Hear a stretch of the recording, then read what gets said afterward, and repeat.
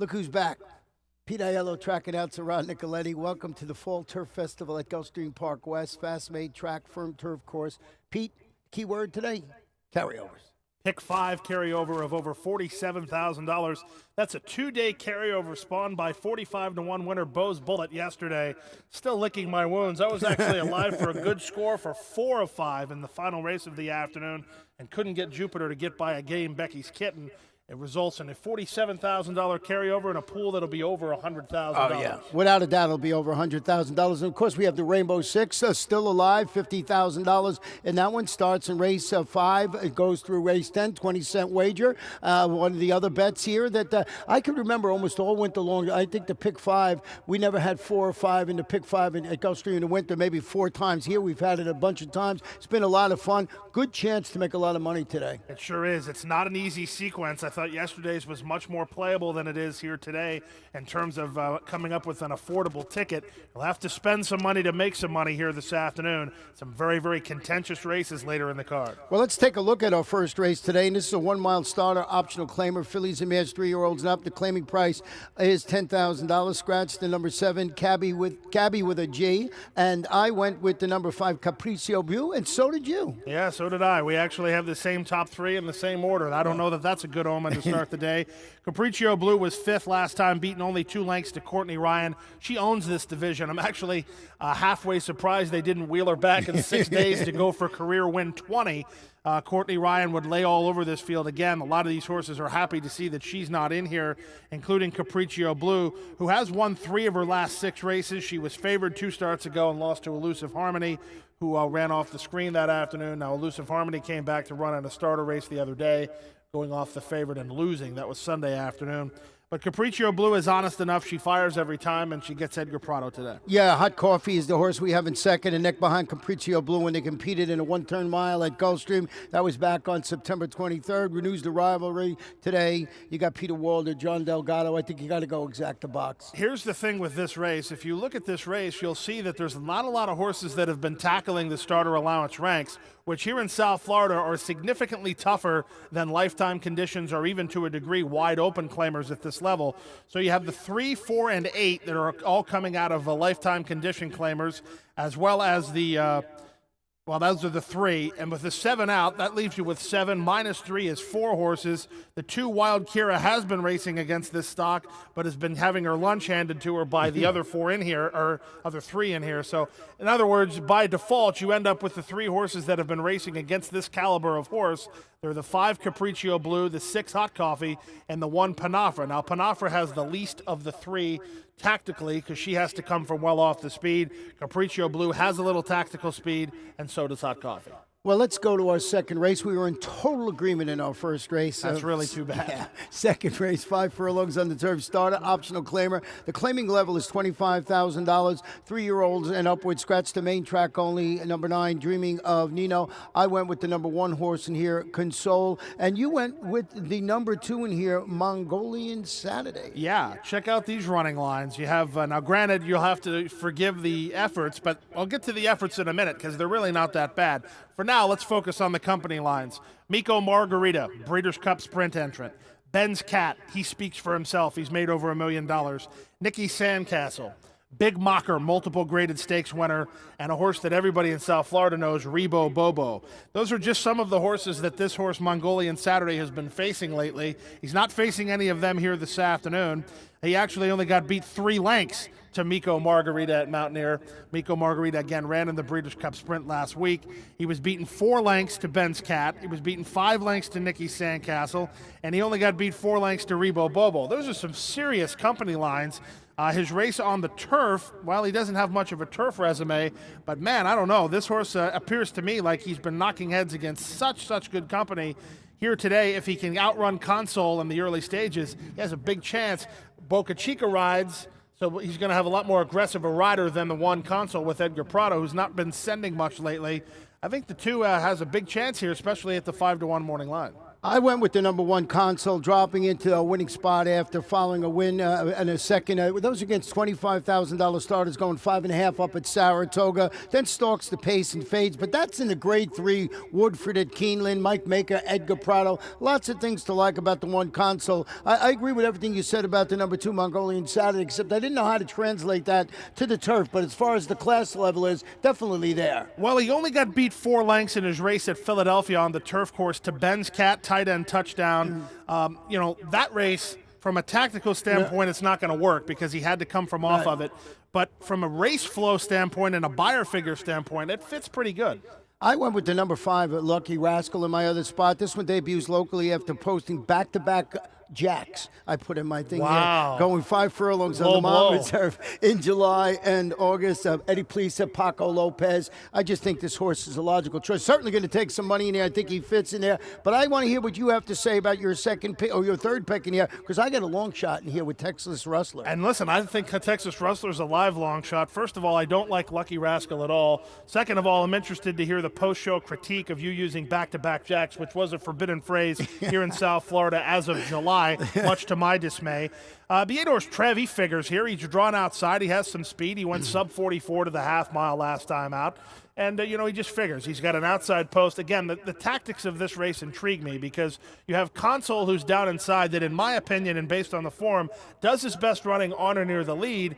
But then you don't have a very aggressive rider from an inside gate, where you do have an aggressive rider from the gate next door. Very, very interesting storyline in this race. I don't like Lucky Rascal at all. 3-year-old against older horses. He was facing conditioned lifetime claimers 2 starts ago at Monmouth. He's been laid up since August.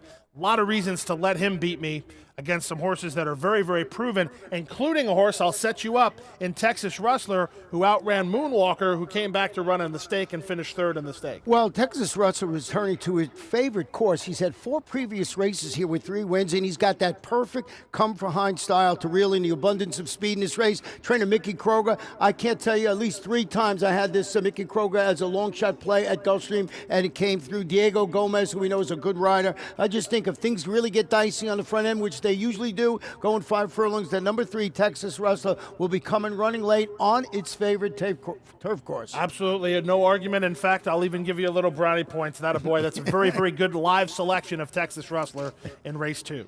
Gee, my day has been made. Let's go to the third race. 7 furlongs. Claim is 3 and up. $8,000. We have a video we want to show you, and it's from October 4th, and it's Whiskey Tap that day. Yeah, you have to take a look at Oso Debonair, who's going to win the race, but Whiskey Tap is really, really stubborn. That's him in the 2-path. He tries really hard. He was hooked the whole way. He's battled with all these horses already, and then Oso Debonair comes over the top and runs him down in the late stages. But it was not for without trying there for Whiskey Tap. He tries really, really hard. That was the reason we wanted to show you that backtrack. He's game, he has tactical speed, and you can hook him and he won't give up. Yeah, I like him for all that reason. That's why I put him on top of my ticket. I went with the 7 Defend in second. This one has been knocking on the door in both local starts, second place finishes, albeit that little disappointing performance, second as the favorite against condition claimers last time out. Looked like an easy spot for him. Ended up finishing second there. I just thought he figured somewhere on the ticket here against this level of competition. I don't, for that very reason. Wide open claimers versus condition claimers.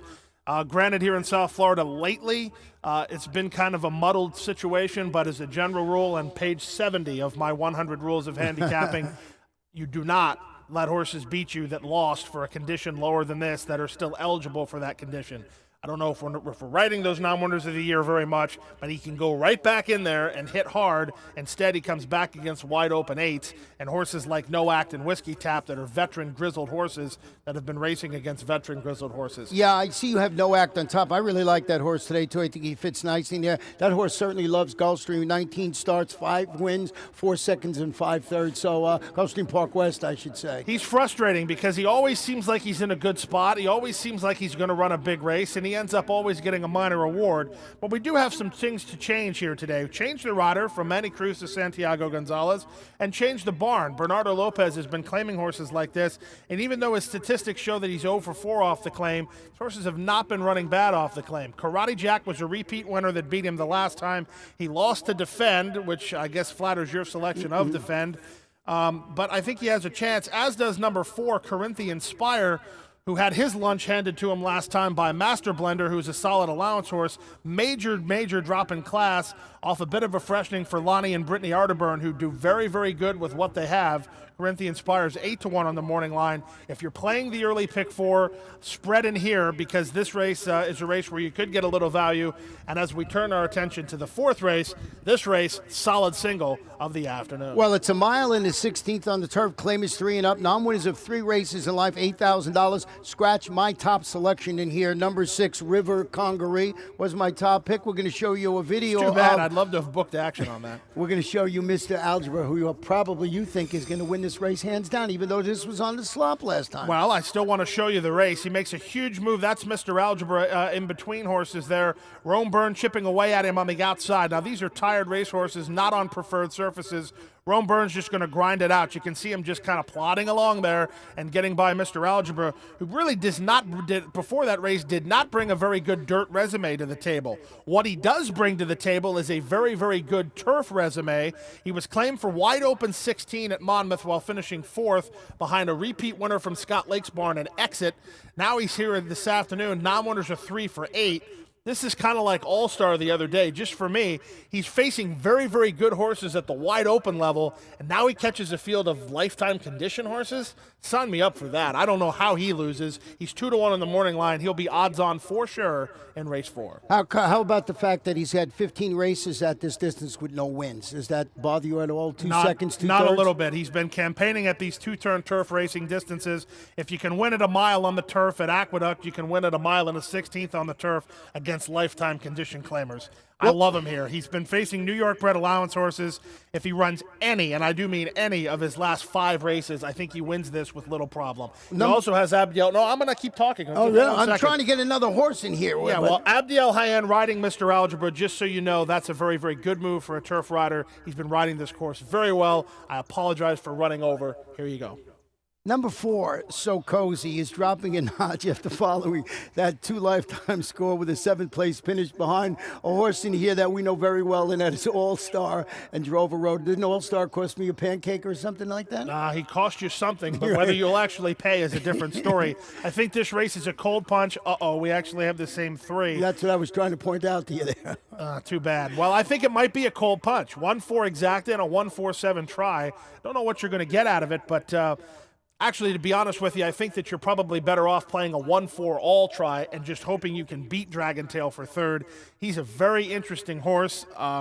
He's a hard horse to ride. I don't envy Edgar Zayas because he really wants to tug at you early in the race, and you get him to the clear, and then he takes off. He's hard to tuck in, and then if you try to tuck him in, he'll let you do it, but he'll drop so far back that by the time you wind him up, it's too late. Well, I was handicapping this race. We were talking about the 6 River Congaree that was scratched out of this race. That horse was ridden by Edgar Zayas all the time. He wasn't on a horse today, and he was on Dragon Tail, and I couldn't figure it out. I was saying, why is he going to Dragon Tail when he rides the River Congaree? And all of a sudden, boom, River Congaree scratch. So maybe they knew all along that horse wasn't going to make it today. I don't know. And Edgar Zayas, which makes me think that Dragon Tail is a live piece in this 4th race. It's just a tough horse to ride. Edgar, good luck to you there. I don't envy having to ride Dragon Tail. He's a very quirky individual. Well, let's go to our 5th race. 1 mile, claim is 3 and up, $6,250. Non-winners are 2. Scratch my top pick, the number 2, Copa del Rey. And I wrote right on top of here to ask you this question. This race, to me, looks devoid of any speed. Devoid? Yes. Is that the word of the day? Yes.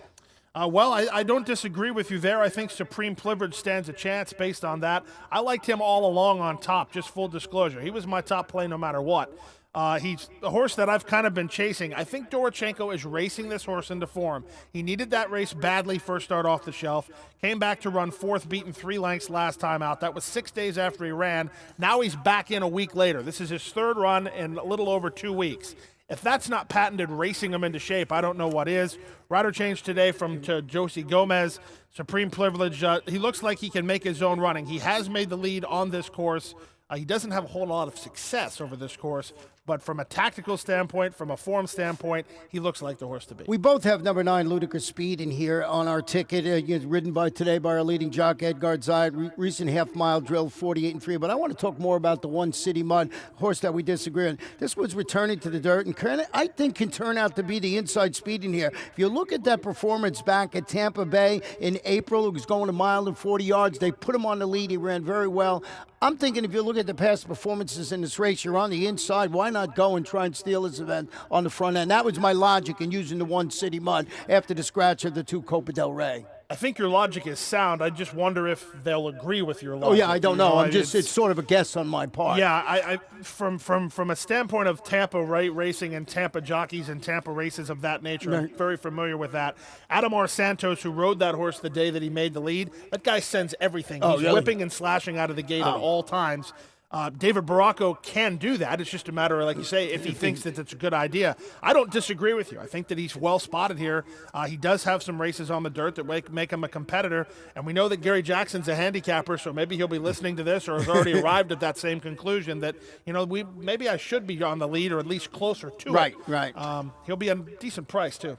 Yeah, no, just by coincidence, the 9 horses named Ludicrous Speed, which I can't seem to find any in that race. Isn't it funny, though, that you always have horses like Come From Behind, who goes to the lead, and Photo for Show, who actually had like 17 seconds in his life, and this horse's name is Ludicrous Speed, and he has none. None whatsoever. Let's go to the 6th race, 1 mile and 16th on the turf. It's an allowance optional claimer, 3-year-olds and up to claiming level. Very nice, 62,500. Scratch the 4 and scratch all the main track onlys 9 through 13. Going to show you a video back on August 9th when El Jefe Grande and Balthazar dueled it out to the wire, and they finished first and second respectively. And they're coming back today, one off the layoff, one who's been running. Yeah, it's you have to look at this race, and this is now the time of year, and this is the time of divisions. I texted you in jest yesterday, but actually somewhat seriously, about the good horses coming to town. Like Shock Leader, who's been facing 2 other thans in New York. And then you have horses like El Jefe Grande, who's in very, very good form, him and Balthazar, that have been running here all summer. My question to you, and I will shut up and listen to the answer, how do you gauge that? How do you gauge horses that are just running okay out of town versus horses that have been racing all summer here but racing well? Well, that's the beauty of handicapping horse races in South Florida. You get horses coming down for the wintertime, and usually I like to give them a race and see how they stack up against the horses that have been running well here. If they come down and they've been running well up north and they're facing horses that have been suspect at best, then you go with them. So I just thought Balthazar, going back to the turf from Marty Wilson, Edgar Prado, followed that second El Jefe Grande on August 9th, then comes back and really a solid allowance score on the grass, then comes back with the 3rd, 5th place finish against $50,000 optional claimers, and I used Balthazar for those reasons. Just thought that he was in good form, going back to the turf, good connections in there, and then I also used another Wolfson, as you see up there with the 6, Heiko, but you went a total different way in here with Shock Leader. Yeah, I took the Invaders here. I used Balthazar as a respect play underneath because he always seems to fire, but Shock Leader, you were talking about company lines. Listen, I'm not the biggest follower of New York racing, but even I know who Great Attack is. Joe's Blazing Aaron is one of your favorite horses that runs down here. He got beat 5 lengths to him. And go back. Now, granted, you're only going a couple months back. This horse ran second, beaten 3 lengths to Hardest Core, who came back to win the Arlington Million. Now, Tim Hill's horses have not really been running well. They've been kind of running to your theory that they've all needed a race. Right. But we're also getting to the point where they've been down here a couple weeks now. They're not running off the van. I use both of Tim Hill's horses here. I think that Shock Leader stands a big chance under Paco Lopez. He's keeping good company. We'll see how that company translates. Yeah, you make a good case for them. What about the old Larkin campaigner, Heiko, in here? This one competing for the 6th, whatever I just said, 6,000. I'm not laughing at that. I'm laughing at Heiko as a racehorse individual and the affinity that Mr. Ed Gray has for Heiko. Yeah, well, this one, is competing for the $62,000 tag today in this optional claim. Failed to handle Lochte. That was in the 74 $25,000 David on September 13th. His speed, I think, complements his stablemate, uncoupled stablemate Baltimore's stalking style. So I don't know what's going to happen with there, but I just thought I threw them on. But you're absolutely right. I went with the proven commodities down here, and I'm going to give the ones that are shipping it to town, a look before I get them. You could be absolutely right, and most of the time, like yesterday with Todd Pletcher, he gave them, they all had a race down here. Their second race back, they won impressively, both of them. I love that. Second start from New Jersey on the main track is a great angle. That's not what we're looking at here. The question I have with Heiko, looking at it objectively and not just thinking with my heart, number 4, Love Rules All's coming in from Del Mar out of sprints. He was stalking a sub 44 half mile. Oh, did he really? Yeah. Okay, well, then Heiko moves way up. I guess I should have got the scratches ahead of time. Heiko moves way up now because he has no pace pressure. He definitely has a big chance off the layoff for Marty Wolfson. He can fire fresh with this horse. He does have a big I got that chance just now. Before I came on, along with all the main track onlys in there. Let's go to the 7th race. 7 furlongs, claim is 3 and up. 25,000 non-winners of 2 in life. And we want to show you a race from, this is October 19th, and it's the 5 horse in that race, and it's Air Landon, and this is one of yours that you wanted to show. Yeah, so I'm confused as to what the picks being displayed there, and maybe I sent them the wrong ones or not, whatever. But I like Air Landon here. You have to take a look at this horse. He's been laid up since April. He's down, where I just lost him. There he is, down the outside in the blinkers of Lonnie Arterburn there under jockey Jose Valdivia, who gets the first return call here. He just now took third. He's going to end up getting run down for third, but this is a horse that's been off forever. He's cutting back from 7/8 to 5/8 in the debut run. He had to need that race, and he'd never been on the turf. You were asking a lot of him to do something he'd never done before off the layoff. Now we get back onto the main track, second start off the long layoff, and a good spot here this afternoon. I like Air Landon right on top here. I had to scratch my top choice in here, which I did not give you the scratch, and that was fine. Shining Powers. I scratched into the 1 Wildcat Pleasures, breaking from the rail out of the 7 furlong shoot. He set the pace, held on to finish second. His local return against Simler, going 6 furlongs. Second start down here, Jorge Navarro, Orlando Boca Chica. I believe the one to catch. The only thing I'm not enamored with is that inside post coming out of the 7 furlong shoot. Not a big favorite of mine. Well, I don't argue with you, but I think, like you said, with this horse's gate speed, he'll be able to overcome that. Second start from New Jersey, he'll be on my ticket. That's my play in the pick 5.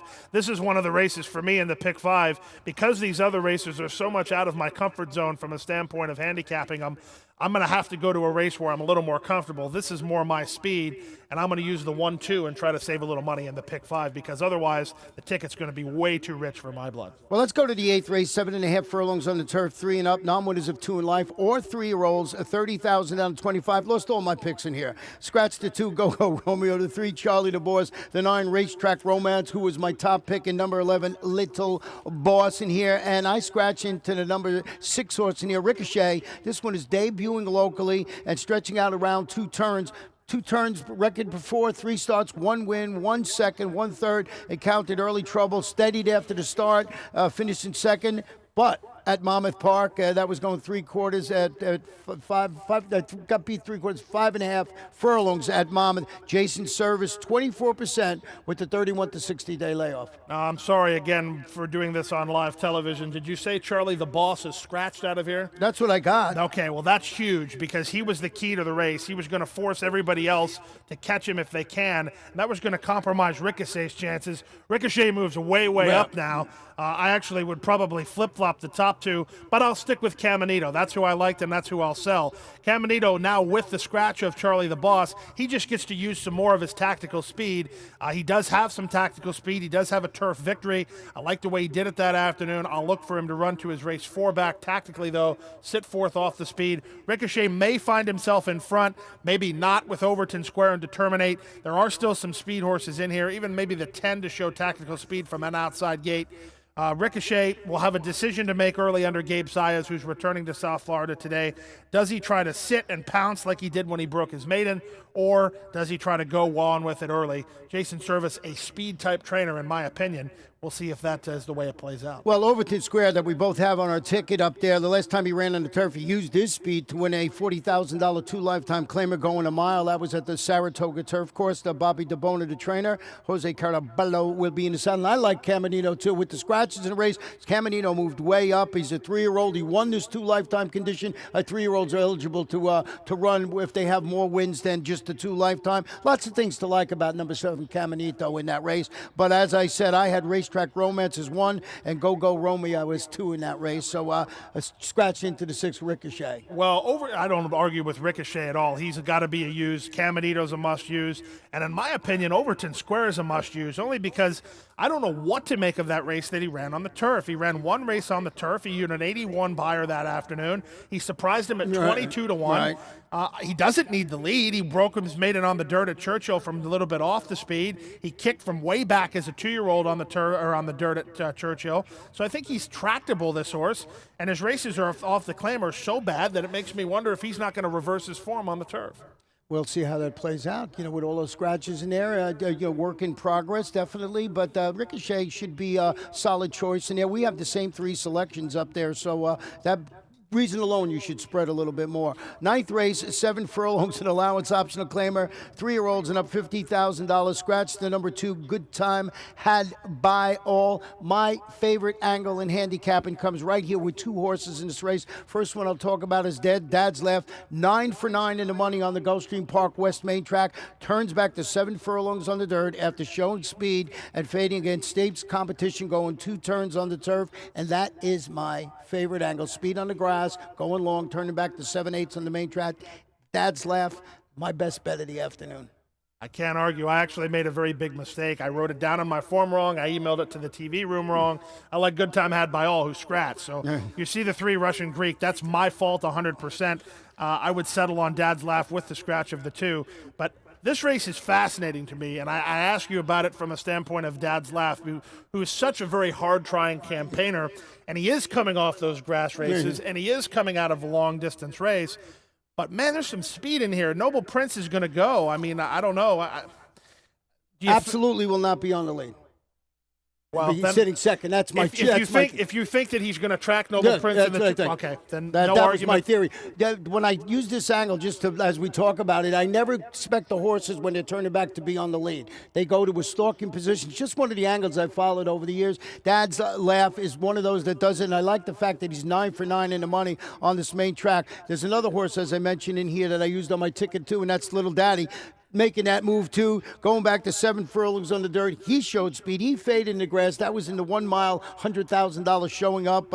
Carlo Vaccarezza to train up Paco Lopez in the saddle. This one I'm more inclined to think they'll go more to the front with than I do with the number 9 Dad's Laugh. But once again, this is me trying to figure out what guys that really know what they're doing out there are going to do. I mean, I'm not a jockey. You're certainly not a trainer, but that's my favorite angle.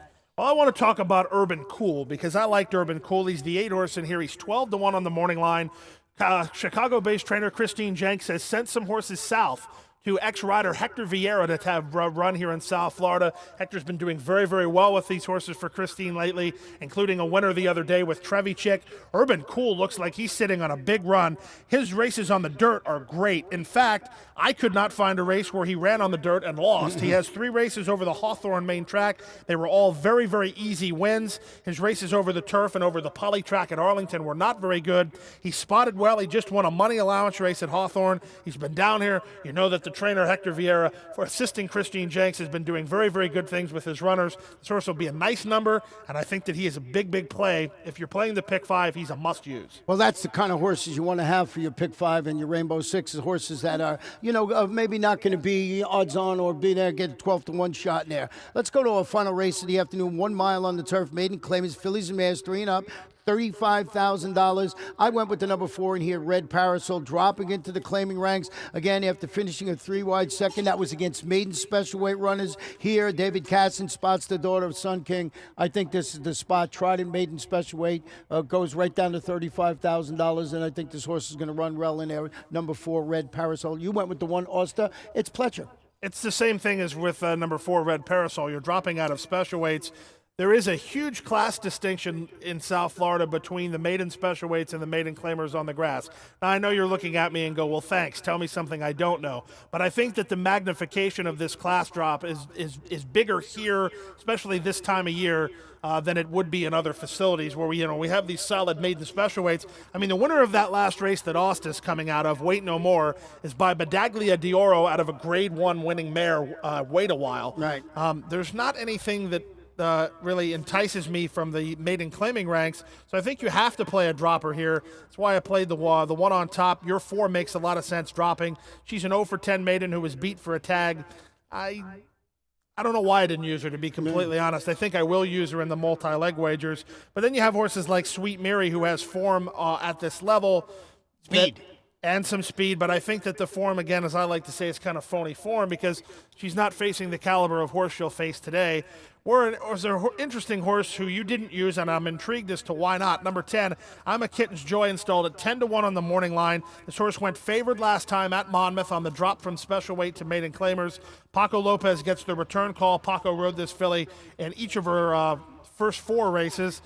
She hasn't really proven very much, but I also don't think she's run against horses like this either. Well, you've drilled into my head that I got to give horses from Monmouth the race over the track. Not on the turf. Not on the turf. Didn't show much there, so I figured I'd give it a pass. And on past performance lines, you sort of got to make this horse 8 or 10-1, I think, on the morning line, even though it's going to take money because of Paco. And I don't know that it is. I think the morning line's all right. I'm simply saying what the morning line is from a standpoint of the fact that you're playing multi-leg plays, and with this anchor leg of your pick 6 and pick 5, you don't want to lose this one. That would be heartbreaking, to say the least. You get all the way to this race. You have some contentious races here today. You want to make sure you're at least 3 or 4 deep here. Well, that's how we see our Thursday card. It sounds very interesting the way we battle back and forth. You can make some serious money here with those huge carryovers today. Some different divisions we're showing you in South Florida today. It's wintertime. You're starting to see some of the wintertime invaders. Makes for a great racing program here this afternoon. Good luck, everybody.